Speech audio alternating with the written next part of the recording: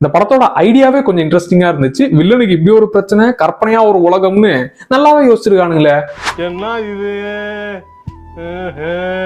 இந்த படத்தோட கதை என்னன்னா, ஹீரோவோட பொண்ணு காணாம போயிட்டாங்க. அந்த பொண்ணை தேடிட்டு இருக்கா. அப்படி இந்த பக்கம் பணக்கார ஒருத்தன் ஒரு பொண்ணு அனுப்பி நம்ம ஹீரோவை பிடிச்சு கூட்டு வந்து, இப்ப கதை எழுதிட்டு இருக்கான் ஒருத்தன், அவனை நீ காலி பண்ணணும். ஏன்டா கதை எழுதுறவன ஏன்டா நான் காலி பண்ணணும்? இல்ல, அவன் கதை எழுதுறதுல ஒரு கேரக்டர் என்னெல்லாம் நடக்கும்னு சொல்றானோ எங்க பாஸுக்கு அப்படியே நடக்குதுடா.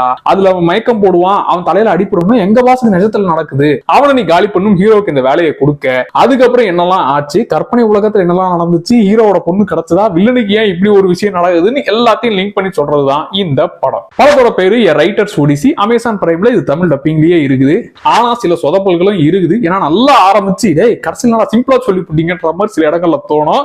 ஆனாலும் இந்த டிஃபரெண்டான ஐடியா கொஞ்சம் அந்த பிரம்மாண்டத்தெல்லாம் வச்சு சமாளிச்சுட்டானுங்க. ஒரு டீசென்டான ட்ரை, போர் அடிக்காது, ட்ரை பண்ணுங்க. இந்த சில சொதப்பல் காட்சிகளை இதை காப்பாத்துடுது.